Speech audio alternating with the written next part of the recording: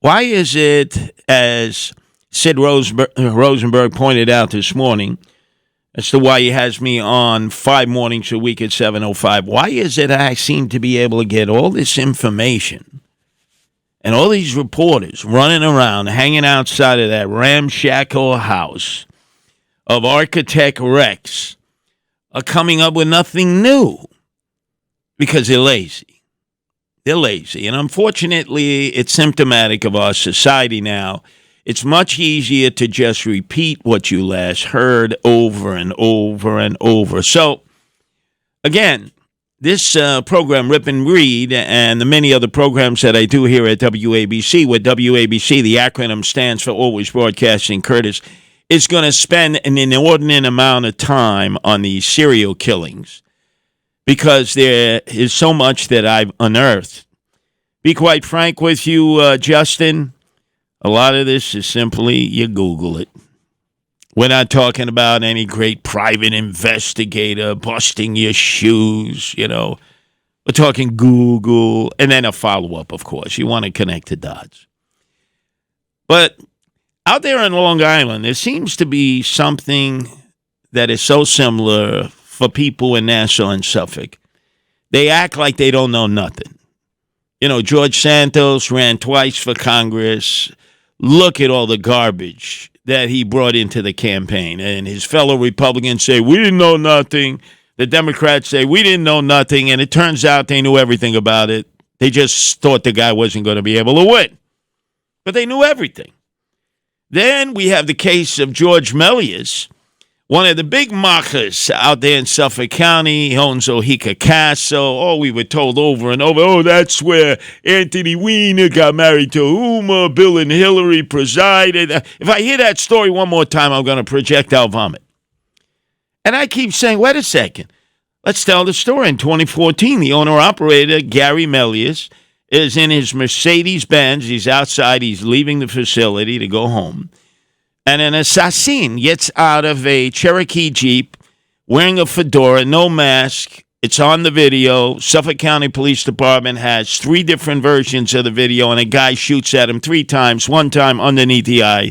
Thank God Gary is alive, but it was clearly an assassination attempt. When Gary was asked, who was it? He took the code of omerta, which means he knows who the guy is, and the Suffolk County Police Department and the DA and the sheriff and everybody out there knows who it is. They just figure we'll make it go away. And likewise, in the case of the serial killers, going way back to 2010, when they did not allow the FBI to get involved. They did everything to keep the FBI out. And in the next segment, I'm going to go through the laundry list of those that did their best to keep the FBI out, because they didn't want the FBI to uncover their own indiscretions, their own criminality, their own sexual, bizarre behaviors, and how it was a little cabal there at Oak Beach in that community, that gated community. But the lead story coming out of the Massapequa Park residence, 105 First Avenue, for purposes of description, I'm going to refer to it as 1313 Mockingbird Lane. The Munsters house.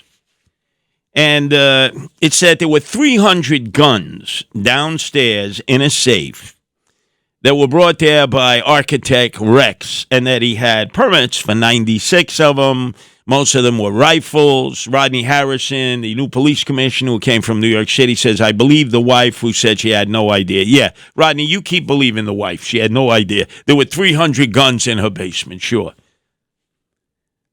That's like an armada down there. But anyway, through a little bit of research from Nancy, my wife, the e-attorney, you do the deep dive. Not difficult to see that Architect Rex, at that same address, 105 First Avenue, Massapequa Park, was granted a concealed weapons permit, registration date, April 1st, 2010. 2010! Wasn't that the beginning of the disappearances? May of 2010. That's when Shannon Gilbert ran away on that compound in Oak Beach.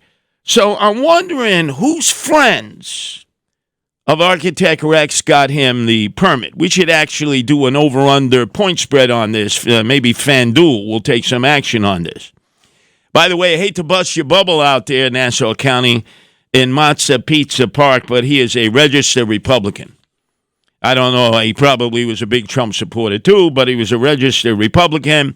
And I want to know, where did he get the license for a concealed weapons permit, which is so difficult to get anywhere in New York State, from Buffalo to Brooklyn? Now it's almost impossible to get. Ever since the United States Supreme Court ruled that you should be able to get one, they have made the process impossible. But back in 2010, he gets a concealed weapons permit. Now, did he get it in Nassau County? We need to find out, Justin, who signed that permit.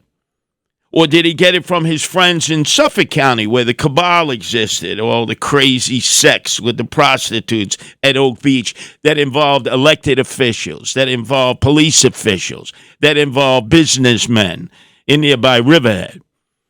Did he get it from any of them? Or did he come into New York City, where New York City Police Department at that point was selling permits for concealed weapons? And in fact, that's how the Deputy Mayor of Public Safety, Phil Banks, all of a sudden decided he was going to leave the police department because things were getting so hot to handle. He and others were implicated in the system in which if you came in with cash, it didn't matter who you were, they'd be more than happy to sell you a legal permit to carry a concealed weapon, whether you were an organized crime, whether you had a record, whether you were a domestic abuser. And in fact, the Medicis would take you on these trips to Las Vegas, to the Dominican Republic, including Phil Banks, in which, Justice, you would have liked this. You're on your way to the DR, right? And the prostitutes are there to service you. If you want to go around the world in 80 seconds, whatever you want, the Medicis were more than happy to service you. And who were the two that were lining up the cops to do favors for them? Reichnitz and Reichberg. So Phil Banks had to leave the department. Him and others were selling licenses for concealed carry permits, and they got cold busted. And he was an unindicted co-conspirator at that time, which means he became a confidential informant. That's how he avoided prosecution. And then Eric Adams resurrected him and said, oh, he's the best guy ever, and that's why he's calling the shots. He's really running the police department. This guy belongs in jail.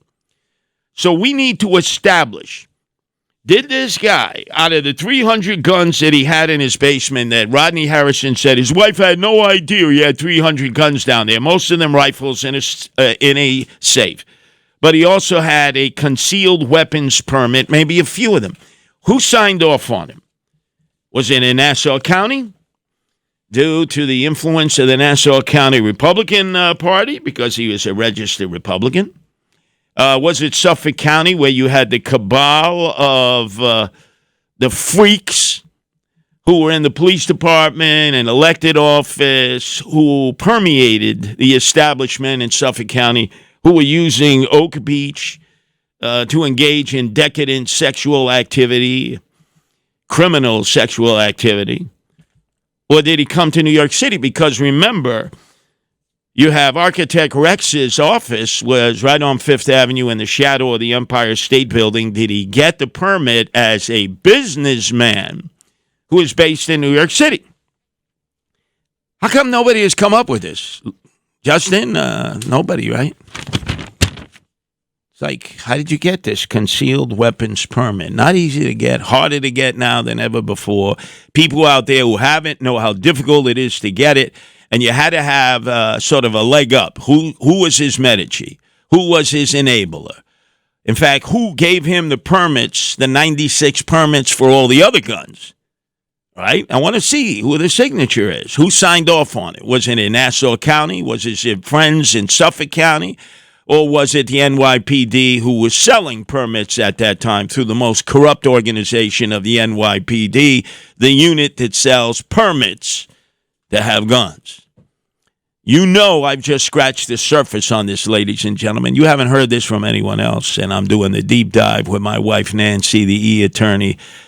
And hopefully tomorrow when I come back on at 7:05, as I am every morning with Sid Rosenberg, I'll be able to flesh this out in addition to other breaking news. Up next, they left one guy out of the cabal in Suffolk County, and I was wondering, gee, how did this guy escape being implicated in telling the FBI, you have no business in Suffolk County with all these serial killings. Stay out of Suffolk County. One guy escaped that. We're going to reveal who was primarily responsible for keeping the FBI out, including, as you know, Burke, the disgraziata police chief, who is like a decadent crazy. Steve Malone, the county executive, who knew everything that was going on in Suffolk County. Spoda, the DA. Oh, we're going to go through the whole laundry list, ladies and gentlemen. You don't want to go anywhere because you're going to learn more here than you will learn from all the other shows when it comes to the unsolved serial killings that continue out there on the South Shore of Suffolk.